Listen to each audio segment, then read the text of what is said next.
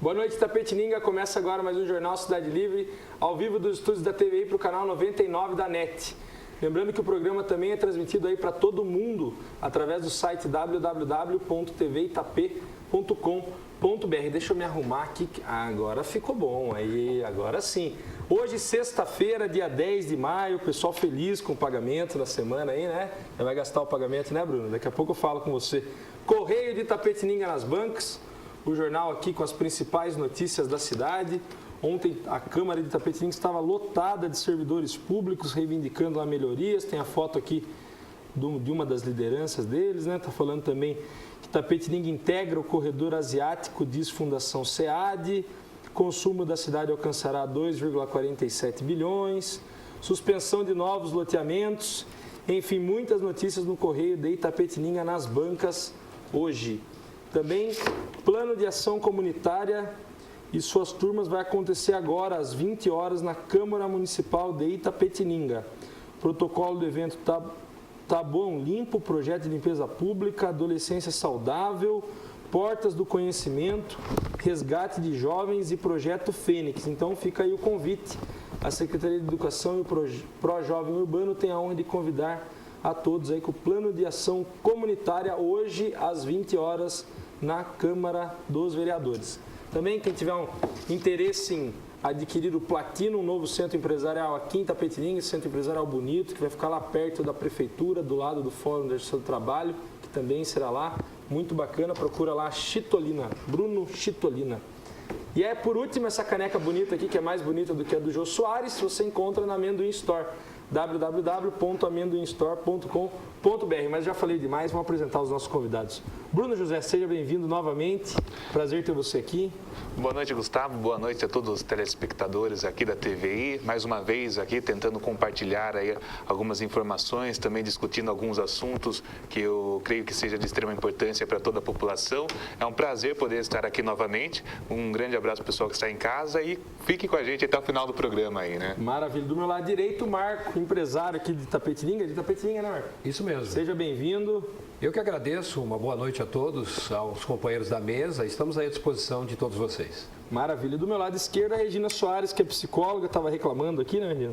Maurício esqueceu de te convidar. Eita, seja bem-vinda, sempre bom ter você aqui. Muito obrigada pelo convite, Gustavo. Eu espero que seja assim um debate bastante proveitoso para todos nós. Maravilha. Então, essa é a nossa mesa de hoje aqui, repleta de gente boa e importante. Vamos debater as principais notícias do dia. Renan Calheiros aproveitou os primeiros 100 dias na presidência do Senado para prestar contas no plenário. Concluída a autoanálise, Renan imaginou que já havia capitalizado ao máximo, mas seus generosos colegas tinham mais a oferecer. Vários senadores, um a um, pediram a palavra para exaltá-lo. Até Cristóvão Buarque, que cansou de participar de reuniões do grupo de parlamentares anti-Renan, parabenizou o colega, depois de reiterar que votou em Pedro Tax para o presidente do Senado. Mas o oposicionista Jaime Campos destacou, classificou a gestão Renan de trabalho majestoso, atacou reportagem da Folha de São Paulo que expôs regalias concedidas às excelências com dinheiro público. Justificou Campos, Vossa Excelência de parabéns, veio aqui para mostrar que tudo aquilo que falava em um passado bem recente não corresponde à verdade. Pelo contrário, o senhor é um homem de bem, um homem sério que quer demonstrar ao Brasil que, de fato, Renan Calheiros é aquele homem que quer fazer do Senado uma casa de respeito. A entrevista aqui da revista Veja. O que você achou disso, Bruno? Tem razão aqui a revista? Eu gosto de uma palavra que você sempre usa, eu até estou usando bastante, lamentável. Lamentável. Acho que, primeiro que ele usou os dias aí para tentar se retratar alguma coisa, é isso que você falou, Gustavo? Ele usou aí os primeiros dias na casa para tentar se desculpar de alguma coisa, como se ele fosse totalmente inocente, como se ele fosse uma pessoa, sabe, totalmente indônia. Eu acho que isso é um absurdo, é lamentável. E às vezes eu fico até pensando, será que não existe outras pessoas? Porque é sempre os mesmos nomes que a gente vê entrando na política, saindo, entrando e saindo, sempre as mesmas pessoas. A gente não... Até comento muito com a Tuti lá na rádio, que a gente começa a ver que hoje em dia a gente não tem mais pessoas participando da política, e sim partidos apenas participando da política. Porque os partidos colocam quem eles querem, tiram quem eles querem, e não a população. Então, eu acho que essa notícia é mais uma vergonha para o Brasil, que está entre os primeiros na questão de corrupção. Eu acho que, como você diz, sempre é lamentável, é mais uma história aí que a gente vai guardar aí nas nossas memórias, né, de uma pessoa como Renan assumindo mais uma vez um poder no Brasil. É isso que eu acho. Regina Soares e o Renan Calheiros. Na verdade, assim, parece que o povo brasileiro, de fato, não tem memória, né? Porque as coisas se apagam com uma facilidade muito grande, né? E as pessoas que atacaram num dado momento, acho que no segundo momento, por interesses outros, acabam até defendendo, né, aquela pessoa que todo mundo, na verdade, percebeu que não foi correto nas suas ações, né? E o que dá para entender é que algum benefício está tendo, né? Para terem mudado tão rapidamente de posição assim, algum troca-troca lá já aconteceu. Concorda, Marco? Concordo. Votaria no Renan Calheiros? Não, para mim ele assinou um atestado de burrice, né? Porque ele atesta todas as suas irregularidades, entendeu? Quer dizer, o tempo passado mostra muitas coisas que ele poderia agora não entrar no mérito da questão. Se ele entra, ele está assumindo o que ele fez. Ele está assinando um atestado de burrice. Ou então ele pensa que o povo brasileiro é burro, né? Porque o que a Regina falou é interessante, o povo tem pouca memória. O Collor saiu pelas portas do fundo e voltou. E por que não o Renan Calheiros se colocar na mesma posição como todos os outros políticos? Na verdade é isso. Na minha opinião, ele ainda vai, essa notícia vai dar muito pano para a manga dele. É que o brasileiro ele não luta muito, né? Quer dizer, ele acha que não vale a pena. A gente vê aí um país de impostos, de um monte de taxas, de coisa. O povo acha que, se o povo se mobilizar, como em outras nações do mundo, com certeza absoluta o Brasil poderia ser uma das maiores potências, se não a maior. Acontece que o povo ouve isso aí, ele ouve isso e entra por um ouvido e sai pelo outro. E a notícia é exaustivamente comentada, mas não se tem nenhum outro parecer que não esse que nós acabamos de falar aqui, que é aquele senso de indignação como brasileiro. Estamos todos com cara de paisagem. Né? É uma Faltou coisa o nariz, assim, né? É impressionante mesmo como o povo brasileiro não é politizado, né? E cada vez mais algumas disciplinas que favorecem o senso crítico, a discussão, a reflexão nas escolas, elas foram retiradas, né? Então hoje assim, pão e circo mesmo, né? A gente vê algumas coisas acontecendo e quanto acho que mais ignorante a população de manobra, né, dos políticos. Bruno. Isso é muito triste. O PT teve que engolir o Renan Calheiros lá para ter o apoio do PMDB?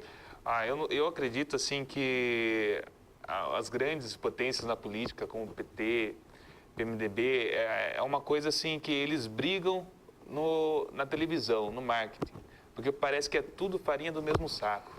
Entendeu? É uma guerra partidária assim, mas parece que é tudo marketing, porque depois a gente vê PMDB, PT, todo mundo, um entra, outro sai, um dia do PT, daí muda, vira para outro partido, aí se criam partidos.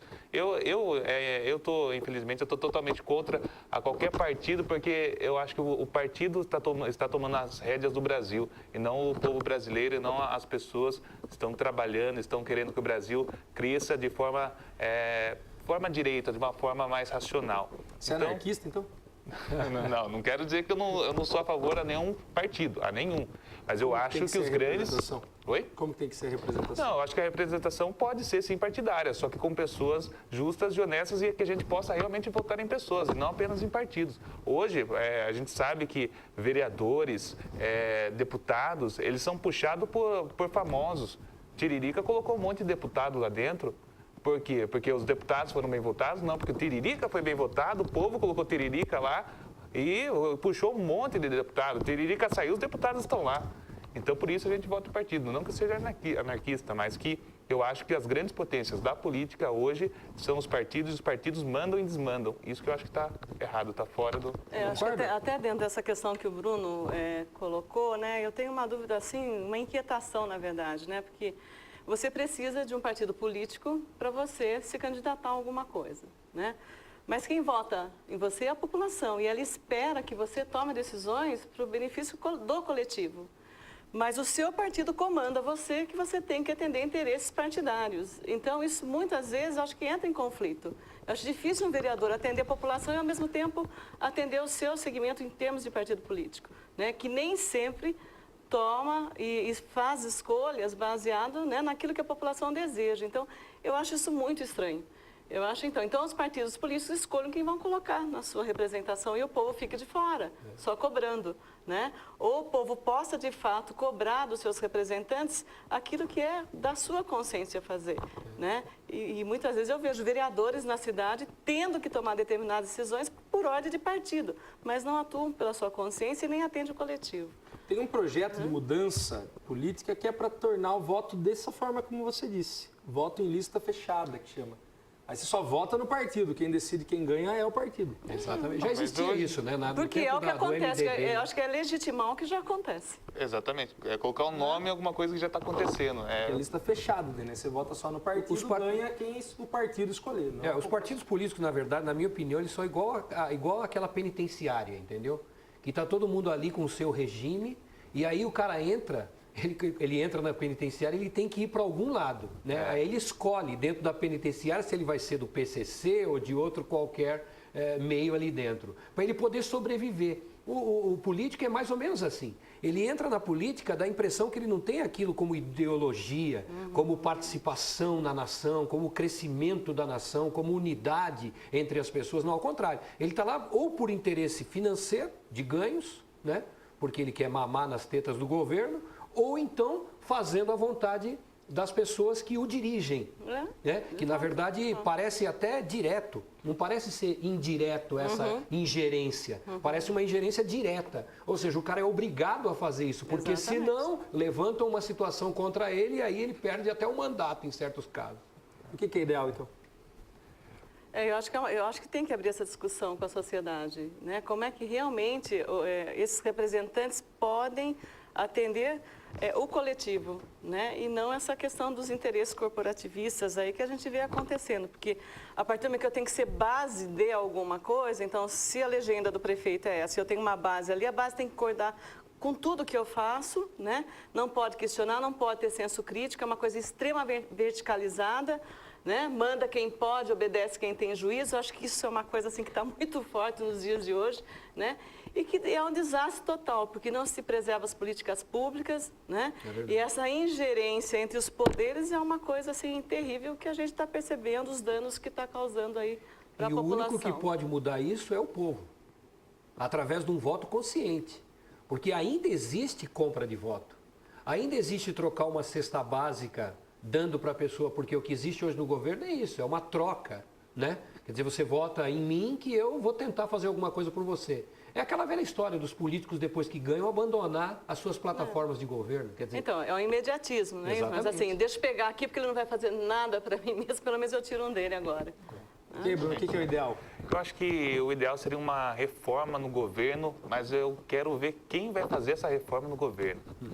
Se existe alguém, se existe um brasileiro que vai empeitar isso, vai chegar lá e vai falar, não, eu vou fazer essa reforma, eu vou fazer realmente.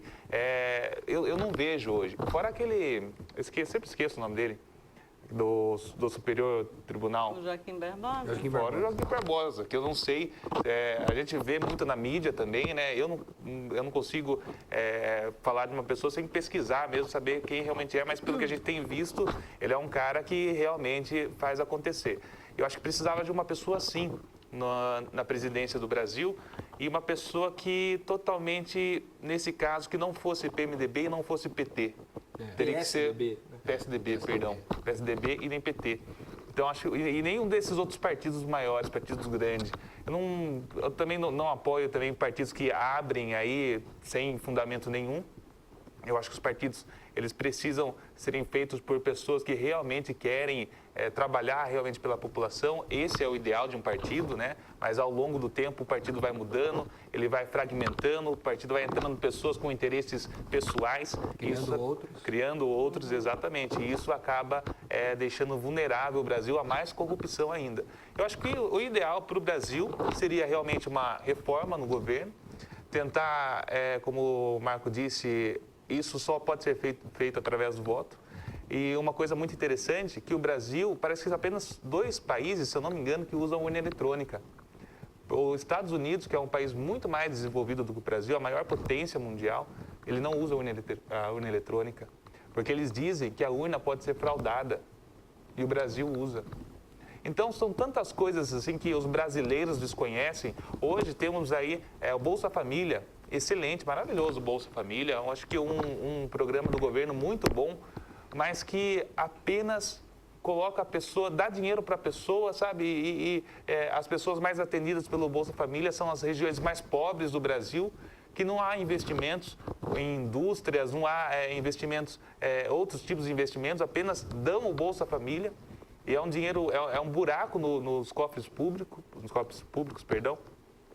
Então, várias coisas que eu acho que poderiam serem mudadas, que talvez aí ajudassem aí o Brasil a começar a crescer realmente. E outra coisa também que eu não concordo é trazer a Copa do Mundo num tempo como nós estamos. Principalmente em uma época eleitoral. Trazer uma Copa do Mundo. Eu acho que isso aí seria golpe baixo até. Entendeu? Você trazer uma Copa... Porque, na verdade, é o seguinte... Pode dizer, eu trouxe. Eu trouxe.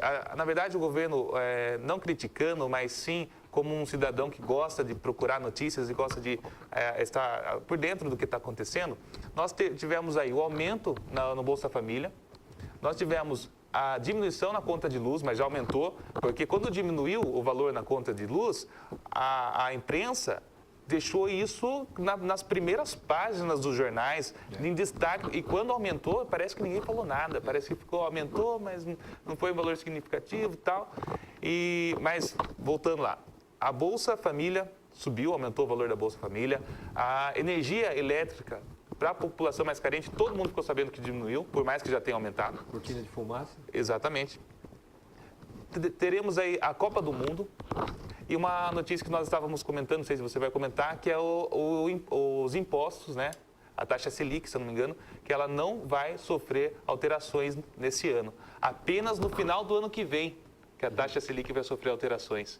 No final do ano que vem, que já passou as eleições, já está todo mundo mais tranquilo, aí vai ter um aumento da taxa Selic. E para as pessoas que são um pouco leigas sobre isso é muito importante para o Brasil. A taxa Selic, o ICMS, isso daí é a inflação está ligada nisso daí, entendeu? Se subir a inflação, se aumentar o valor da taxa Selic, as empresas começam a demitir funcionários. Não há como compor, né? Regina, Exatamente. qual que é o modelo melhor, do PSDB ou do PT? Que pergunta, hein? Eu ainda acho, em termos assim, tendo uma visão mais do coletivo, eu acredito que do PT, ainda PT. E você? Eu acho que o problema, da raia. o problema do PSDB, como nós estávamos conversando aqui em off, é o fato deles usarem, parece que uma mesma cabeça, né? Alguém ali dentro, não sei se o Alckmin ou outro, manda muito em todos. Então, quer dizer, é uma manipulação total, né? O PT parece que dá mais liberdade para as pessoas debaterem, comentarem. Os próprios membros do partido, eles têm mais liberdade para interagir, né? Eles conversam, parece que tem um bate-papo sempre constante do Lula com a presidente Dilma. Quer dizer, há uma interação. E essa interação, ela facilita o plano de governo. Porque uma coisa é você ver um cara só. Nós já tivemos no passado, o Bruno falou de pessoas importantes que deveriam chegar em si. Você se lembra que o Silvio Santos foi candidato? Lembro. Você se lembra que o do Votorantim aqui, Antônio Hermílio. Antônio Hermílio, ele também foi candidato? Acontece que quando esses caras vão, que são grandes empresários, não precisariam de dinheiro, precisariam ficar mamando, né? Quando eles chegam próximo, já inventam alguma coisa para que o cara não chegue. Porque se ele chegar, eles é que propõem uma grande mudança, porque eles têm senso administrativo do macro, não do micro. Exatamente. Esse é que é o detalhe. Marco, mas a gente não tem aquele modelo do salvador da pátria, cara? O brasileiro não tem? Putz, vai vir um cara que vai mudar tudo, vai revolucionar tudo. Mas por que não? Mas a mudança não tem que ser do povo? O Joaquim americano- Barbosa, Não é democracia, tem. ditadura. Você bota um cara lá e deixa o cara governar eu acho 50 que anos. essa- Mas é o que Mas esse modelo pra não existiu ainda, é. então poderia existir. De repente o Joaquim Barbosa que foi citado. Vamos dizer, de repente foi o primeiro presidente negro da história do Brasil, como foi a Dilma, a primeira mulher, e assim, coloca o cara, pelo menos o cara tem senso de justiça. De repente o senso de justiça do cara, pelo clamor popular, poderia mudar pelo menos metade daquilo que já existe. Se ele conseguisse mudar metade da bancada da podridão, já ajudaria o país. O país é o mais caro do mundo em matéria de impostos. Então, quer dizer, é uma tentativa. O povo tem que levar, não em consideração o Tiririca que é do circo, o Tiririca que dança florentina. Ele tem que levar em consideração um cara que pelo menos luta pela justiça, que é o caso do Joaquim Barbosa. Então, não estou fazendo aqui política nem apologia, nem conheço ele muito profundamente para poder defender. Como você falou, Bruno, você já investigou ali, quis saber quem é. Eu ainda não fiz isso. Não estou aqui fazendo uma política em prol Joaquim Barbosa. Mas estou dizendo, pelo menos é uma pessoa que tem um senso de justiça que poderia mudar a partir de cima. Porque não adianta um pequeno tentar mudar a partir de baixo. Ele vai ser bloqueado, ele vai ser até morto. Porque dizem ainda bocas aí que Tancredo Neves, não se sabe até hoje como é que foi de fato a morte dele. E era um cara que se propunha mudanças. Né? O caso, por exemplo, do Ulisses Guimarães, que foi o grande pai das diretas já no Brasil. Quer dizer, ele morreu de uma forma, caiu do helicóptero lá, aconteceu um problema. Quer dizer, ninguém sabe, são coisas que acontecem assim do nada e que precisaria haver uma mudança. E essa mudança tem que vir. A deputada Cidinha Campos, né, ela colocou uma questão bastante séria, né, que a corrupção está no DNA das pessoas, né? Então, a corrupção não está só lá em Brasília, né? Acho que até às vezes as pessoas mais simples aí já estão começando a aprender essa coisa da barganha, né? Você me faz isso, eu te dou isso, né? E pegando um pouco o gancho do Bruno, eu acho que a gente poderia sugerir assim o Bolsa Cabo Eleitoral. Porque aí o político daria um dinheiro para esses caras ficarem fora da estrutura, porque eles corroem, eles contaminam. Então, umas pessoas extremamente incompetentes, né, dentro de uma administração pública, né, desrespeitando todo o seu corpo técnico ali, Regina, ingerindo em secretarias e fazendo uma bagunça. Você está falando oficialmente, porque oficiosamente isso já existe. Mas aí tira, deixa na casa, você entendeu? Sim, sim. Não leva para dentro de uma estrutura administrativa, né, apodrecer, corroer e corromper, né? E piorar, né? Fica em casa recebendo lá, pelo menos não atrapalha a administração pública. Vamos para a próxima notícia aqui, falando em governos de exceções, né? Coronel reformado Carlos Alberto Brilhante Ustra, comandante do Destacamento de Operações de Informações, Centro de Operações de Defesa Interna do 2º Exército em São Paulo. Esse era ferrado. DOI-COD de São Paulo, entre 70 e 74, afirmou nesta sexta-feira em depoimento à Comissão Nacional da Verdade que a presidente Dilma Rousseff participou de organizações terroristas que tinham como objetivo implantar o comunismo no Brasil. Bruno, o que você acha dessa notícia? Eu acho que... Não, eu acho que... Tinha isso daí? Tinha. Mas eu acho que, sei lá, viu? Eu acho que não vou nem saber comentar essa notícia aí, porque é de tanto... Mas e a ditadura militar? Você acha que foi um golpe ou uma revolução? Não, acho que foi uma revolução, né? Acabou por mais que quisesse que fosse um golpe, por mais que colocasse como um golpe, ele acabou sendo uma revolução. Mas eu não tenho muitas informações também sobre essa notícia também, eu prefiro até não me adentrar muito sobre a notícia. Agora, sobre o que a Dilma foi, o que a Dilma está sendo, o que a Dilma vai ser, eu acho que isso não vem ao caso. Hoje, aparentemente, a presidenta Dilma passa a impressão que está tentando fazer alguma coisa. E isso na verdade, estou elogiando a Dilma, mas não o PT, que fique claro. Viu, o Marco falou de uma questão que tem que deixar uma pessoa entrar lá. O que você achava aí? Está correto ficar muito tempo, perpetuar um pouco mais para poder fazer algumas mudanças? Não, eu acho. Um regime democrático do jeito que é hoje é o melhor. Eu acho difícil em 4 anos você conseguir fazer alguma coisa para um Brasil. Para um Brasil. O Hugo Chávez é diferente, ditador? Né? Eu acho que o Hugo Chávez foi ditador. Regina, qual que é ditador. O que você achou da ditadura militar no Brasil? Um golpe ou uma revolução? Eu acho que foi uma revolução e acho que só conseguiu mudar alguma coisa através de um golpe, né? Eu acredito assim, né? Essa questão, eu acho que toda vez, né, que você consegue engessar um sistema, né, onde as pessoas não têm a liberdade de expressar o que elas pensam, o que elas sentem, eu acho que você pode ter uma ditadura em qualquer momento. Né? Em qualquer circunstância. A gente está numa democracia, mas a gente vive momentos de ditadura, de administrações extremamente verticalizadas. A Dilma, acho que foi colocada assim, houve um momento que ela foi colocada como uma terrorista, né, que quis criar uma série de situações, aí, de virar essa pirâmide no Brasil, né, da classe dominante sair fora e o proletário, né, começar a se posicionar, não só o proprietário. E tem momentos que ela é vítima, né? Então, eu acho que a gente joga, eu acho que definindo as pessoas da maneira que convém naquele momento histórico, né?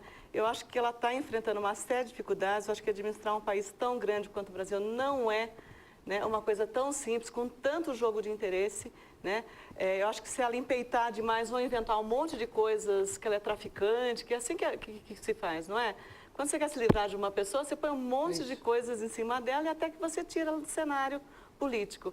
Então, acho que ela está sendo cautelosa, acho que ela vai fazer as mudanças que são necessárias, mas eu acho que não vai ser fácil. Eu acho que o Brasil está estragado. E o Ustra, que o coronel, tem que ser condenado pelos crimes da ditadura militar? Se ele cometeu, todo mundo que comete o crime tem que pagar.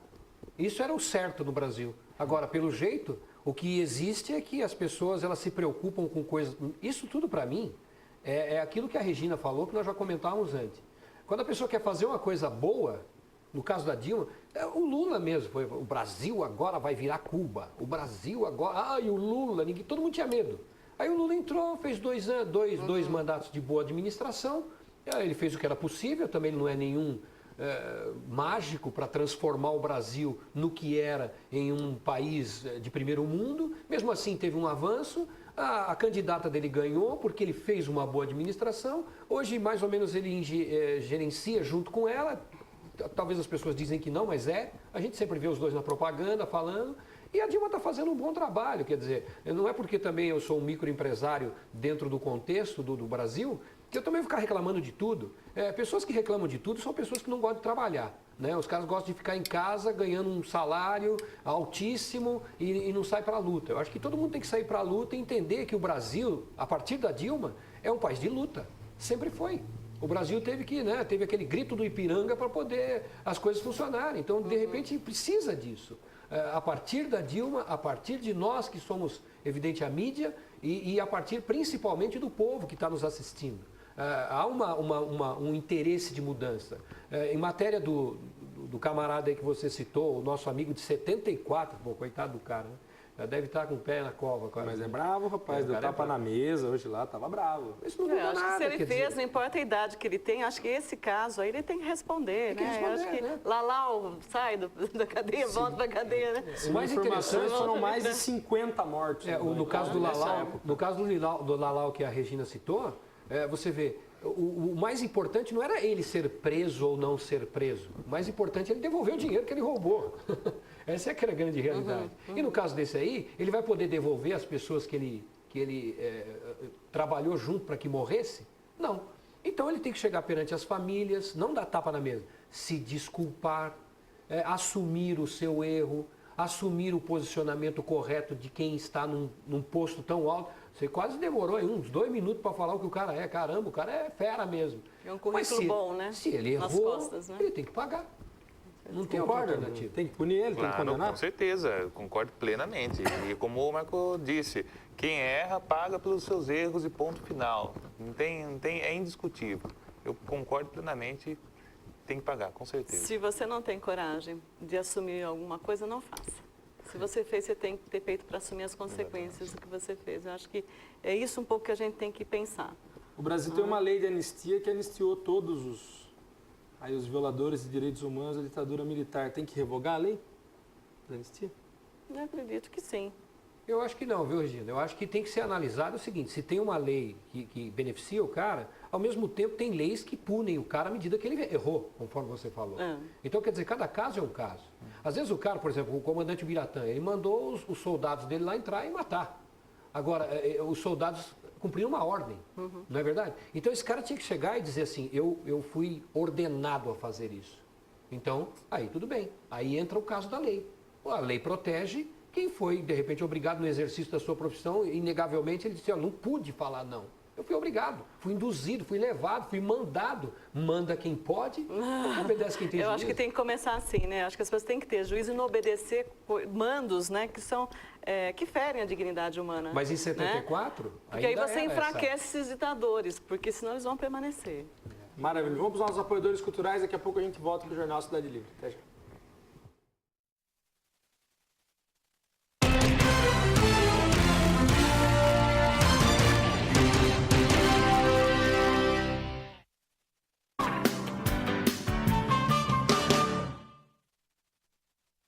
Profep, a maior e melhor empresa de controle de pragas de nossa região. Atendimento residencial, industrial e hospitalar. Tratamento para exportação de madeiras. E agora com operadora autorizada Centricon. Profep, a única em qualidade, responsabilidade e garantia de serviços.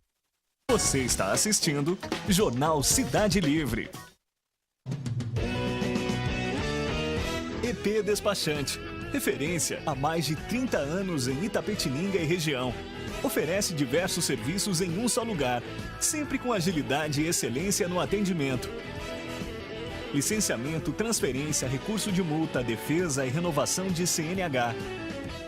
EP Despachante, assessoria e consultoria que você merece. Rua Domingos José Vieira, 1142.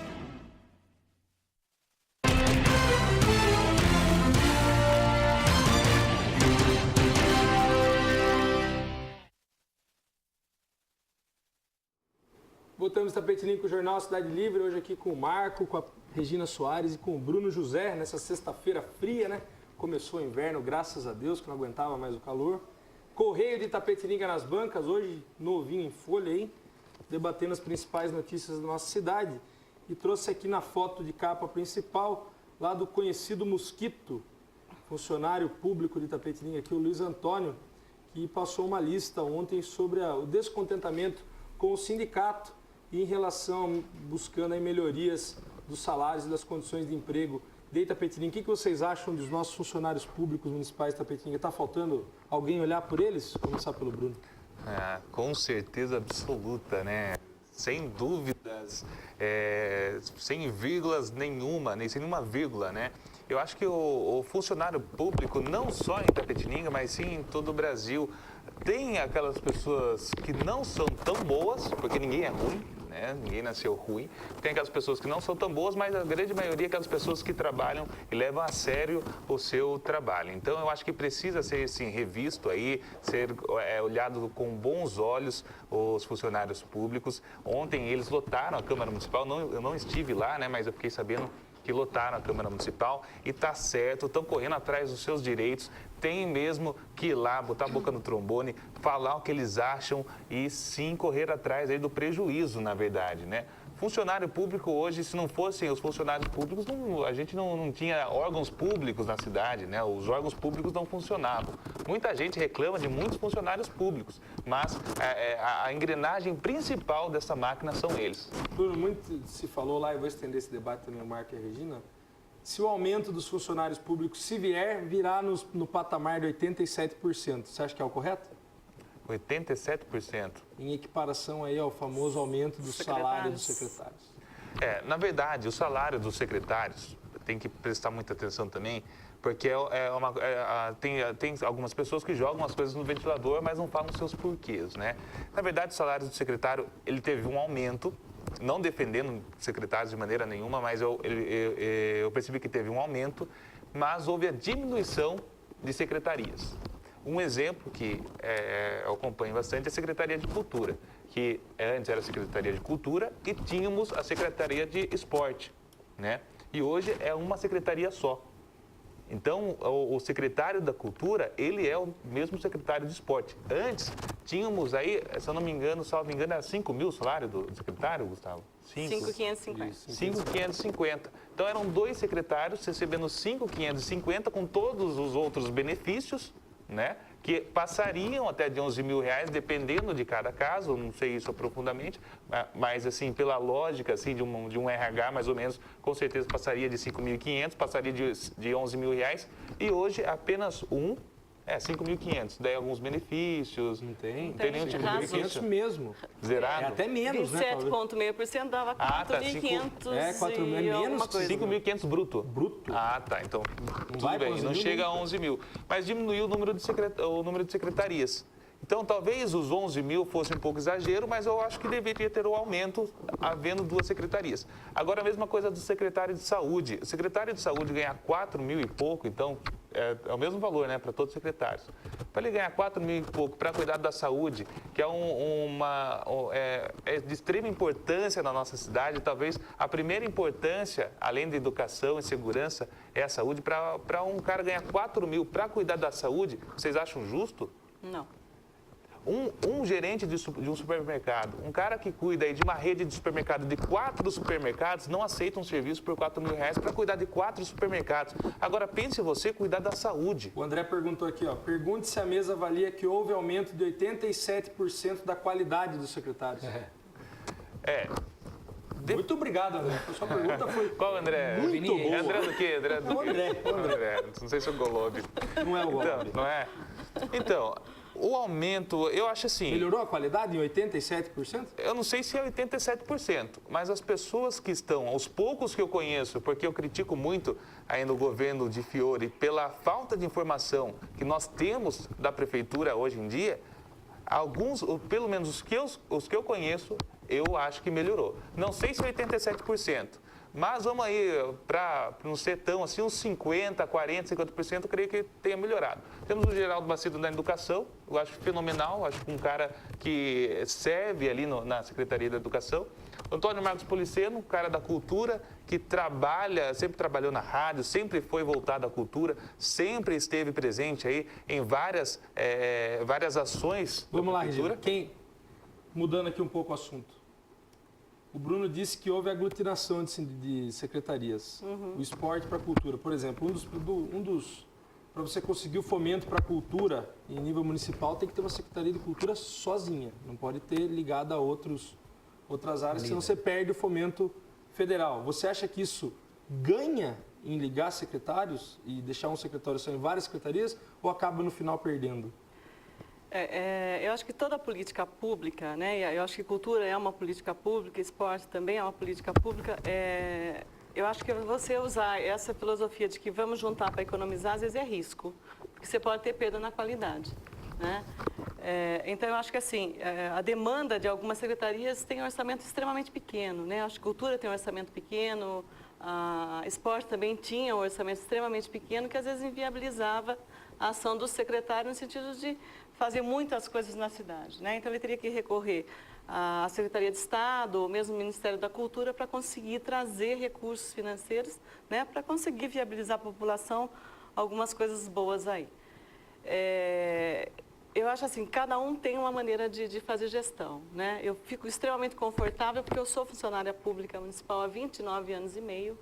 Graças a Deus vou me aposentar em fevereiro do ano que vem.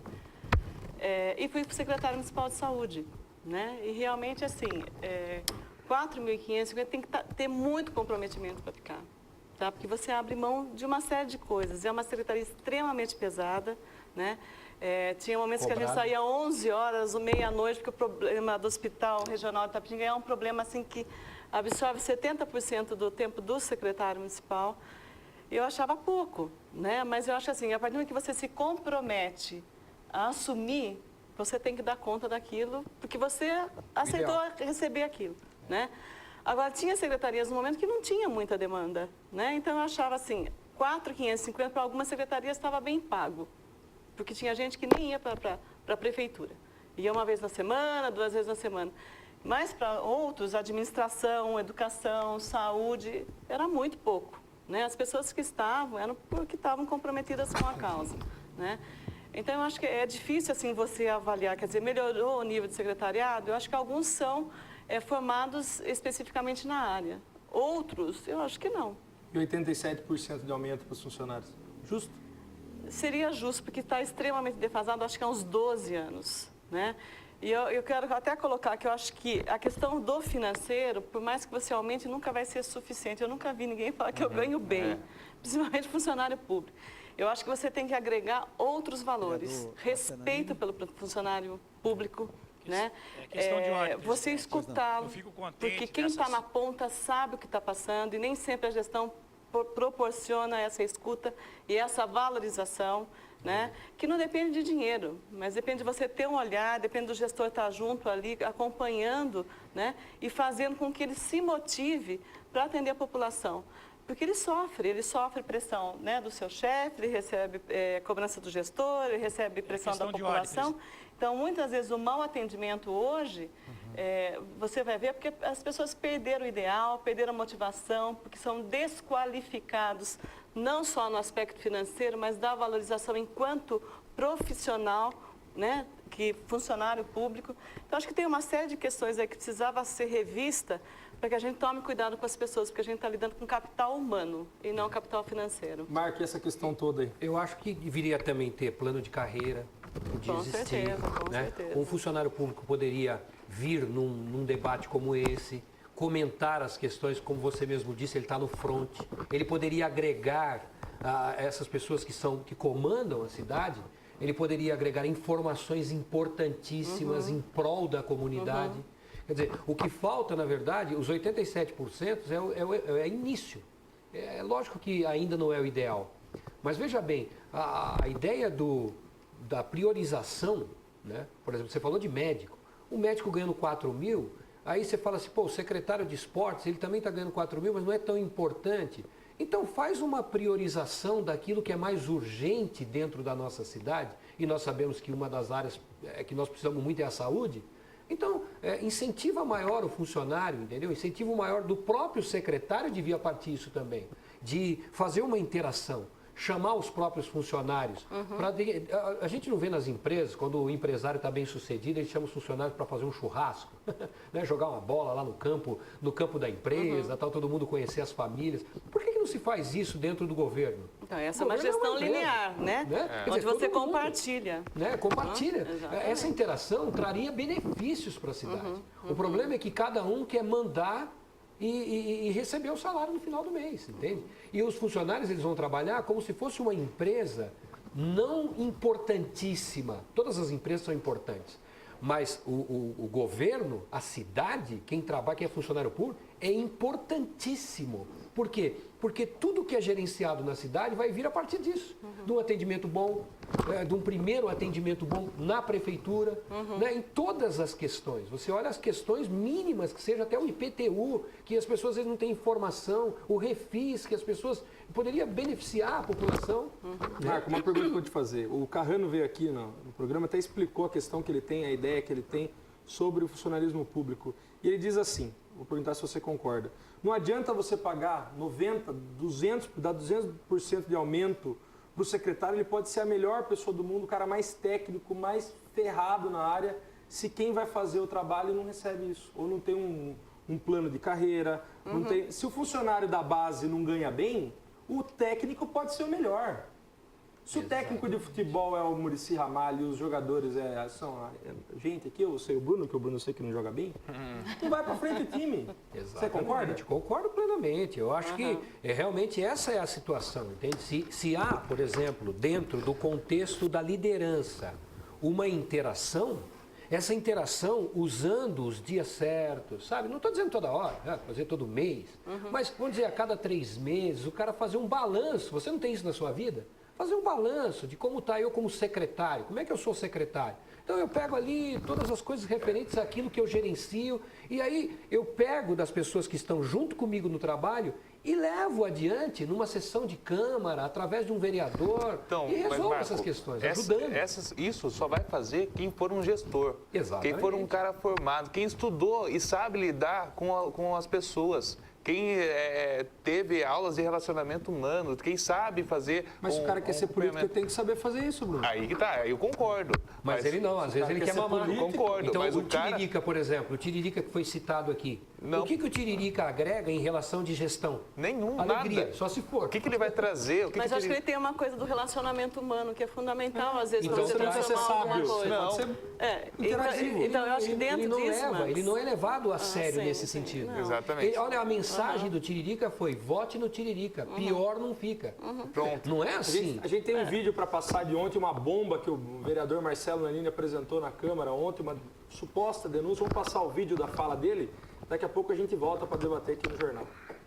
Pois não. Eu fico contente dessa situação, da gente ter uma audiência pública aqui nessa casa, na quinta-feira, que eu quero informar todos os vereadores aqui presentes hoje, o público aqui também presente, todo o pessoal que está nos assistindo pela TVI, pela rádio que está transmitindo, a Transamérica, que a saúde de Itapetininga está complicada, está no ponto de parar, senhores vereadores. Eu sou presidente da Comissão de Saúde desta casa, estou muito preocupado, porque eu vou naquele hospital, eu vejo as situações que estão acontecendo. Tive lá conversando com o secretário, Marquei uma audiência amanhã com o senhor prefeito, Luiz de Fiore, para ver o que realmente está acontecendo. Médicos que trabalham há anos nessa casa, que vou falar só o primeiro nome, muitos conhecem, José Antônio, já não trabalha mais, saiu por falta de pagamento. Por falta de pagamento. E muitos médicos já estão pedindo exoneração do seu cargo e o hospital pode parar a qualquer momento. Como a doutora Maria Lúcia falou nessa casa, as cirurgias eletivas, que começou e o médico não quer, provavelmente não vai nem começar, pela situação precária que está acontecendo. Nós precisamos informar a todos os vereadores, a prefeitura não está repassando dinheiro para o Instituto Varte, ou está passando, ou tem alguma coisa errada. Nós precisamos resolver isso amanhã. A partir das 9 horas eu estou na prefeitura, convido qual vereador que estiver disponível para estar lá comigo. Eu quero pegar o edital, prorrogação do contrato, quero pegar o edital. A gente precisa se preocupar, porque eu não quero que aconteça nessa cidade, presidente, o que aconteceu no final do ano novamente, que aconteça, repito o que aconteceu, eu não quero. Eu até elogiei aqui, se precisar eu elogio, realmente o hospital, hoje temos... Voltamos com o jornal, então a denúncia aí do Marcelo Nanini. Regina, você que conhece a área lá, começar por você. E essas OCIPs aí são um problema da saúde? Na verdade, as terceirizações, Gustavo, assim, ela sempre traz essa questão assim de aonde vai o dinheiro, né? A prefeitura repassa através do seu termo de parceria, né? Nós passamos hoje ali pelo hospital regional, está pintado, né? A maternidade tem uma entrada reservada, então maquiar, né? Na verdade, é melhor ter um prédio não pintado, mas com a questão interna funcionando bem, resolvendo os problemas, né? E deixar a pintura para depois no segundo plano, ou até movimentar a sociedade como um todo, a gente dá uma pintada lá, ajuda com a tinta, né? Mas não pode faltar medicamento, né? Não pode faltar o profissional médico. Deve estar havendo algum problema, né? Nós tivemos um problema seríssimo com o SAS, que culminou até a investigação aí da Polícia Federal e havia, de fato, uma série de situações ali irregulares, né? Não era nem para ter sido renovado o convênio com o SAS. E eu acho que tem que estar de olho e evitar um problema maior, não arrastar como arrastou o SAS em Itapetininga, né? Agora, o que me preocupa é essa relação de descontinuidade de quem faz o serviço, né? Nós tivemos a Santa Casa aí por muitos anos, aí sai a Santa Casa, tem uma intervenção no hospital, entra a BOS, sai BOS, entra a SAS, sai SAS, quer dizer... É difícil uma continuidade de trabalho e dar segurança para a população de que hoje você tem uma OCIP ou uma OS operando no hospital, amanhã pode ser outra, né? Então, acho que tem que parar com essa coisa de emergencial também, que isso aí veio para ficar 3 meses, não é isso? Né? Nós já estamos no mês de maio e eles continuam aí, né? Então, cadê a publicação, né, do edital convocando, né, OS para virem fazer o gerenciamento do hospital com plano de trabalho, se comprometendo a executar esse trabalho com recursos que hoje me parece que são mais de R$2 milhões mês, mais de 2 milhões. Né? E eles se falaram que eles iam operar devidamente o hospital. Agora, sempre é assim, não pagamos o médico, né? É a prefeitura que não está repassando. E a prefeitura repassa o recurso e a operadora não paga os médicos para gerar o caos para pedir mais dinheiro.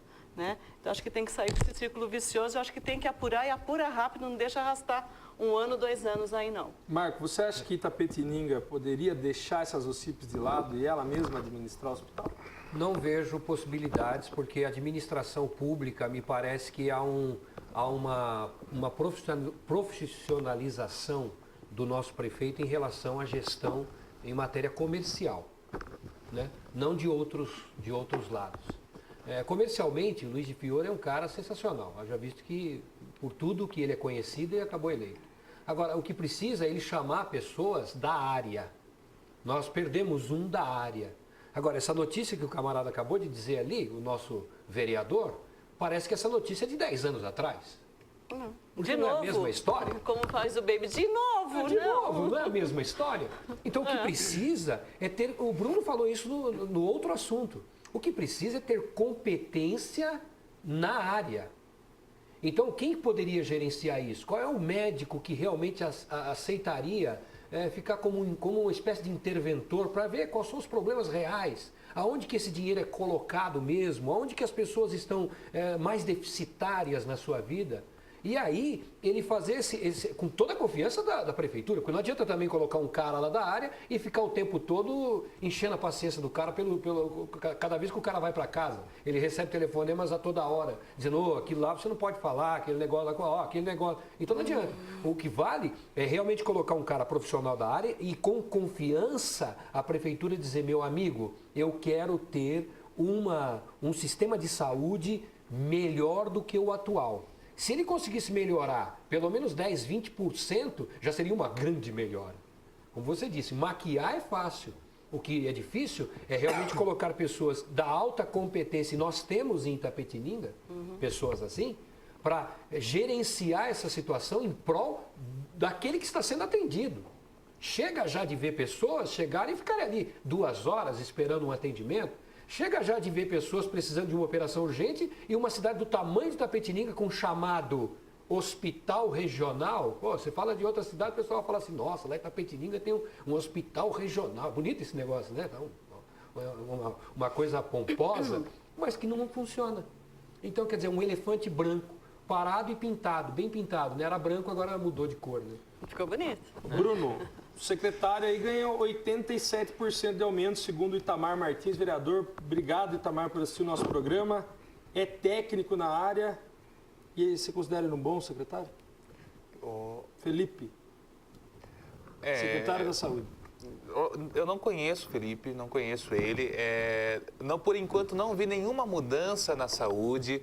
A saúde continua a mesma coisa, como disse o Marco Antônio, parece que de 10 anos atrás eu não vi mudança nenhuma. Até comentei uma vez na rádio, nós estávamos nesse assunto, e eu falei que eu confiava muito nesse Felipe, apesar de não conhecê-lo, e apesar da idade dele de ser novo. Até usei o termo rapazinho, mas no bom sentido, porque é uma pessoa que eu achei que ia vir com gás, com inovações, realmente tentando mudar a cara da saúde em Itapetininga. Por enquanto eu não vi isso, nem conheço ele, nunca conversei com ele, mas o prefeito tinha dado 100 dias para haver uma mudança na cara da cidade, e eu creio que a saúde é mais do que a cara da cidade, sim, o corpo todo, e por enquanto a gente não viu mudança, pelo menos eu, trabalhando na rádio, recebendo notícias, recebendo pessoas lá na rádio de extrema importância na cidade, eu não consegui enxergar nenhuma mudança ainda na saúde. 87%, para mim, por enquanto, não.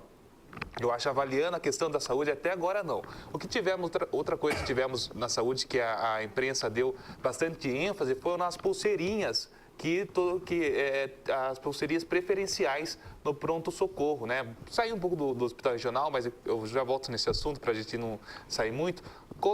Foram colocadas essas pulseirinhas, mas é uma coisa tão básica, uma coisa tão ilusória, uma coisa tão que qualquer funcionário, qualquer enfermeira poderia dar prioridade para as pessoas com um caso com mais urgência. Isso aí foi jogado ao ventilador, foi jogado para a imprensa, para a população, como se fosse uma ideia magnífica do prefeito de Fiori. É uma coisa que eu não acho, uma coisa muito simples, que qualquer funcionário talvez já tenha tido essa ideia várias vezes e só não conseguiu implantar porque não é o enfermeiro que manda no pronto-socorro. Agora, falando do hospital regional, o hospital regional, que não é regional, eu tive, acho que foi... Sim, o Alckmin falou que é regional. Não, ele falou, ele falou. Coloca assim, na prática, regional municipal. Criou ainda um termo totalmente... bonito, né?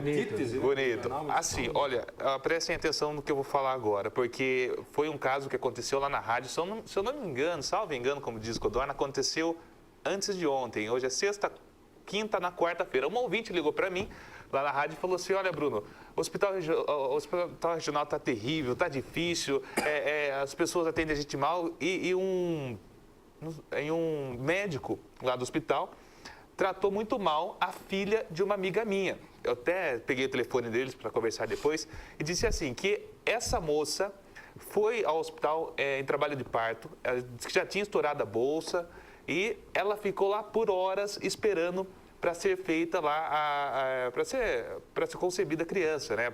Procedimento. Isso, os procedimentos. Isso a gente sabe que acontece no hospital regional, isso é um trabalho normal até entre os médicos, esperar em último caso, fazer a cesariana. Aí diz que a moça estava sofrendo muito. A família precisou pegar essa moça e levar para São Miguel Arcanjo para esse parto ser feito em São Miguel. que descobriu que estava morto, né? Criança, nesse caso aí. Eu não conversei com O a... médico do hospital medicou, ela voltou, daí pagaram o médico particular, ela foi para o hospital e descobriu que a criança tinha Quando morrido. aconteceu isso? Ah, foi esses dias. Eu não sei se aconteceu isso, se a criança morreu, mas até esse ponto eu estou sabendo que a mãe foi levada para São Miguel Arcanjo porque aqui não recebeu os devidos cuidados. Regina, a gente consegue criar uma empresa em Itapetininga pública para administrar o hospital? Eu acho que está na hora de se organizar, talvez até a questão da Santa Casa, aí, que parece que mantém o CNPJ ativo, né, com certidões negativas de débito. Eu acho que está na hora de a gente começar a repensar essa questão mesmo na cidade, né? Eu acho que o Bruno trouxe questões importantes. O que tem hoje no pronto-socorro é o protocolo de Manchester, que é mais velho que a minha tia. Né? Já foi instituído no pronto-socorro outras vezes, que é uma classificação das situações de urgência, vermelho urgente, o amarelo também é uma situação de alerta, depois você vai para o verde e para o azul, que são situações que podem esperar em termos de pronto atendimento. Né? Então, isso foi recolocado dentro do pronto-socorro. Né? Eu acho que a gente precisa pensar essa questão. Ter perdido a UPA em Itapetininga foi uma coisa de um descaso assim, terrível. Né? Ela vinha organizar essa porta de entrada assim, porque o pronto-socorro ali já está assim, extremamente estrangulado, já se derrubou parede, abriu janela e não dá conta, né? Então a UPA vinha justamente para organizar essa porta da urgência, para entrar no pronto-socorro para a situação de cirurgias, né? E o pronto atendimento ela teria uma estrutura eficiente para dar conta do problema, né? O hospital é regional, sim. Nós atendemos Guareí, Alambari, Sarapuí, Capão Bonito, São Miguel Arcanjo em algumas situações, Zangatuba, são 13 municípios, né? Incluídos aí Itapetininga. O que não se tem é a atenção de um hospital regional por parte do governo do estado, né? E às vezes até do governo federal, que tem as suas tabelas extremamente defasadas do SUS, né? O SUS hoje não paga o procedimento num todo. Né? Ele está subavaliado, então não adianta só corrigir tabela, tem que atualizar essa tabela. Então, acho que tem uma série de situações que eu acho que sim, Gustavo, né? Respondendo à questão. Eu acho que está na hora dos profissionais da área de saúde, dos mais variadas áreas, médicos, enfermeiros, eu acho que tem outras equipes técnicas de enfermagem, outras categorias afins, e talvez até pensar assim numa UCIP. Né? Porque eu acho que quem vai cuidar bem, que não vai ter coragem de meter a mão no dinheiro aqui, né? Vão ser as pessoas que estão aqui, que têm seus filhos, familiares aqui e que vão querer um hospital que dê um tratamento humanizado e digno. Né? E o que é o pessoal na região, você citou 13 cidades, o que o pessoal da região tem ajudado nesse sentido? Tem um repasse, né? Na verdade, existe um recurso do governo federal chamado média e alta complexidade. Né? Quando Itapetininga participa do colegiado de gestão regional e fala, Itapetininga tem condições de atender determinados procedimentos. O recurso que está alocado nesse município vem para Itapetininga. Certo. Então, esse dinheiro, que é o MAC, que deve estar em torno de 1 milhão e alguma coisa mês, né, ele é a composição de Itapetininga mais esses municípios. Mas né? R$1 milhão para 13? Não, isso não. Então, não, isso mas aí tem recurso municipal, tem recurso de uma série de outras coisas aí que vem. Hoje fecharam a porta 2, que seria questão de convênio, e ANSP também não usa mais o hospital regional, hoje ele é 100% SUS, né? Ele contribui, sim. Nós usamos 90%, 93% desse hospital, né? Os outros 7% é dessa região que vem, né? Então, na verdade, assim, eu acho que o governo tem que olhar, porque se ele é o centro de 13 municípios, ele tem que ter aporte financeiro para atender adequadamente. Mas não basta ter dinheiro. Tem que ter uma administração não corrupta, uma administração séria, né? Sem desvio de E a população, Conselho Municipal de Saúde, Secretaria Municipal de Saúde, equipe de acompanhamento, saber o que está acontecendo lá dentro. E na hora que chega a fiscalização, ligarem lá para o gabinete e falarem, não é o caso agora, mas eu já vi isso acontecer na gestão passada. A equipe está aqui para verificar, tira daqui, tira daqui. Aí ligam para você e falam, tira a equipe de lá, o que vocês foram fazer lá, fiscalizar o quê? Aí tira todo mundo, né, porque vai incomodar o hospital. Então, isso é inadmissível. Né? O próprio fato do hospital ter o pronto-socorro e o atendimento para operações e a própria maternidade no mesmo local, é algo que dá uma certa saturação. No centro da cidade ainda, né? Você não consegue, os médicos não conseguem estacionar. Não tem chance. O SAMU entra ali, né, dependendo às vezes até de uma viatura, não sei como é que não colide lá dentro. Então, ali teria que sair dali. Sem dúvida. Né? É verdade, E ir para um outro lugar.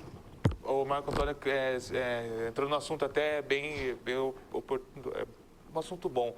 A questão da localização do Hospital Regional, pronto-socorro, é extremamente, não dá mais, não tem como mais, está super saturado, assim como também da rodoviária. Isso aí precisa sair um pouco da cidade. As ruas da cidade já são pequenas, o número de carros vem aumentando a cada dia que passa, está todo mundo comprando carro. A cidade está crescendo sim. Muita gente fala, a cidade não está crescendo. Isso não é trabalho do Difiore, isso é trabalho de todos os gestores que vêm alguma coisa fazendo pela cidade. A cidade está crescendo, é impossível aumentar a Campos Salles, é impossível aumentar a Silva Jardim, Saldanha Marinho, Benjamin Constant, não tem como, só se demolir as casas e aumentar a rua. Tirar os estacionamentos é impossível também, porque daí não tem onde estacionar o carro. Então, eu acho que tinha um projeto do governo passado, do Roberto Ramalho, de tirar pelo menos a rodoviária ali de onde né? De ali virar o terminal.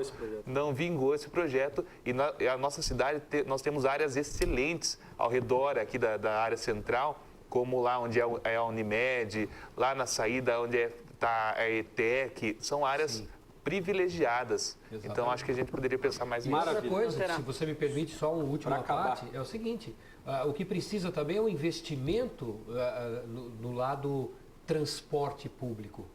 Porque se você tiver um transporte público excelente, eu já seria o primeiro a deixar o meu carro em casa e vir para o centro da cidade de ônibus. Mas com o ônibus que existe hoje em Itapetininga, isso é impossível. É até risco de morte.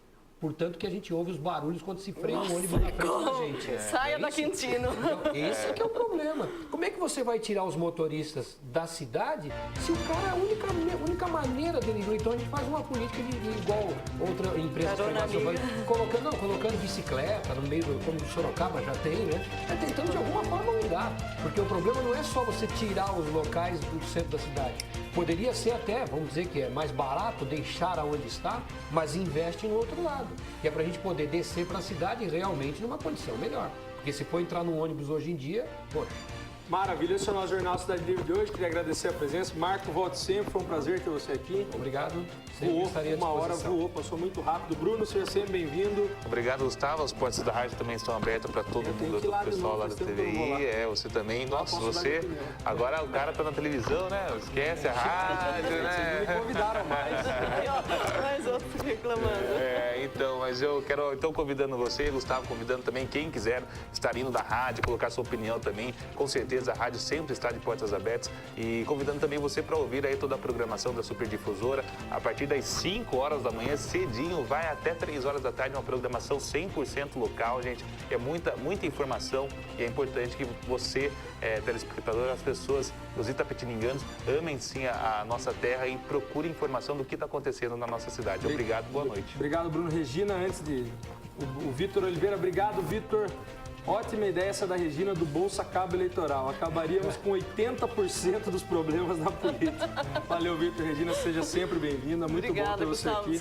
Obrigado pelo convite e pela companhia do Bruno, do Marco aqui, que foi um momento bacana assim, para a gente pensar e que a gente tenha deixado para o público aí um momento de reflexão também, né, de sair dessa imobilidade, né, e passar por uma proatividade para melhorar a política na cidade e no país. Obrigado, Regina. Paulo Henrique dos Santos disse aqui para mim, Gustavo, vale lembrar que o Brasil deu anistia a militantes da esquerda e direita, só não deram anistia ao grande artista Wilson Simonal, o maior artista brasileiro dos anos 60 e 70. Paulo, há uma dúvida aqui, né? Porque a esquerda, em tese, já teria cumprido a pena nos porões do DOI-CODE, nas torturas, mas enfim, isso aqui é um assunto muito longo. Queria agradecer novamente o presente de vocês. Domingo, Dia das Mães, mandar um abraço, um beijo para minha mãe que deve estar assistindo.